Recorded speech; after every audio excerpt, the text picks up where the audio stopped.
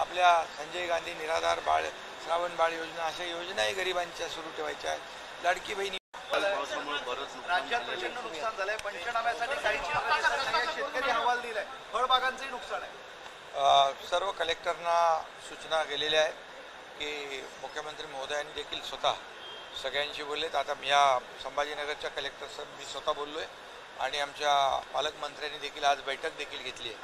त्यामुळे तातडीने पंचनामे होतील आणि कुठेही शेतकऱ्यांना वाऱ्यावर सोडणार नाही। आम्ही आपल्याला माहीत आहे की शेतकऱ्यांच्या पाठीशी उभं राहणारं सरकार आपलं महायुतीचं आहे। त्यामुळे अवकाळी आणि गारपीट याच्यातून शेतकऱ्यांना कुठेही दिलासा देण्याचा जो काही काम आहे ते सरकार करेल। शेतकरी आधीच नाराज आहे, कर्जमाफीवरनं गोंधळ सुरू आहे आणि त्यात यावेळेसही दुर्लक्ष सुरू आहे। कर्जमाफीच्या मुद्द्यावरही शेतकऱ्यांना अपेक्षित आहे नाही बघा, आता आम्ही निवडणुकांमध्ये जो काही वचननामा दिलेला आहे त्या वचननाम्यामध्ये जे काय आम्ही जनतेला आश्वासन दिलेले आहे, आता बघा सुरुवात झालेली आहे। आता एक एक करून आम्ही पुढे जातो टप्प्याटप्प्याने। त्यामुळे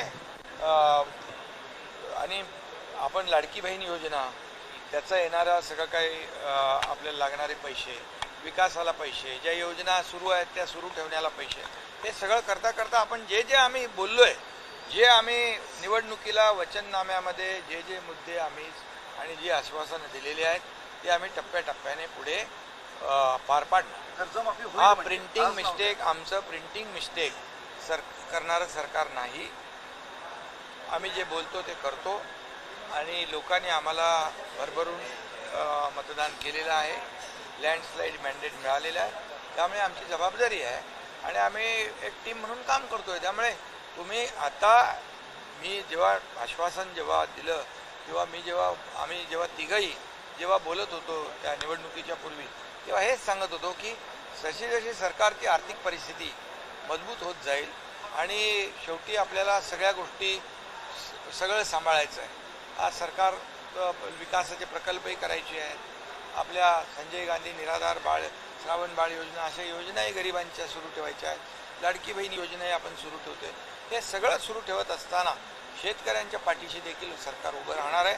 बिलकुल यामध्ये आपल्याला एवढंच सांगतो मी की आमचं सरकार इतर लोकांसारखं प्रिंटिंग मिस्टेक म्हणणारं नाही। सामाजिक न्याय विभागाला निधी मिळत नाही, त्याच्यामुळे संजय शिरसाट यांनी त्यांचा उल्लेख केलेला पण आहे, तर तो निधी कसा नाही। आता या बजेटमध्ये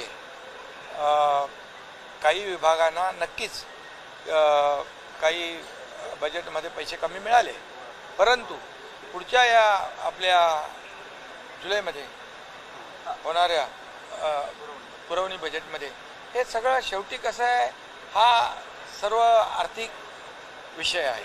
त्यामुळे सरकार म्हणून आम्ही सगळ्यांनी मिळून आमची कलेक्टिव्ह जबाबदारी आहे। कुठल्याही डिपार्टमेंटवर अन्याय करण्याचं कुठलीही भावना सरकारची नाही, भूमिका नाही।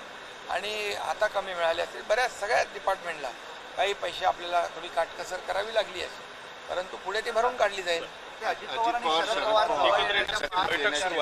राष्ट्रवादी काँग्रेस आणि शरद पवार दोघंही बोलतायत एकमेकांच्या कानात। अरे बाबा, आज आम्ही सहकारला 150 वर्ष झाली आणि म्हणून आपली जी राज्य सहकारी बँक आहे त्याचा कार्यक्रम होता। मी होतो तिकडे, शरद पवार साहेब होते, अजित पवारजी होते, मुख्यमंत्रीजी होते, गडकरी साहेब होते। त्यामुळे तो 150 वर्षाचा मोठा कार्यक्रम होता। त्या कार्यक्रमानिमित्त आम्ही सर्वजण एकत्र आलो होतो। त्यामुळे आता तुम्ही सहकार वाढत चाललाय, पण त्यांच्या दोघांतलं सहकार जास्त वाढत चाललंय। तुम्हाला नवा सहकारी मिळणार आहे। अरे बाबा, प्रत्येक पक्षाचा हा विषय असतो, प्रत्येक पक्षाचा हा अंतर्गत विषय असतो। त्यामुळे शेवटी हे मला विचारलं नाही पाहिजे, तुम्ही त्या दोघांना विचारलं पाहिजे।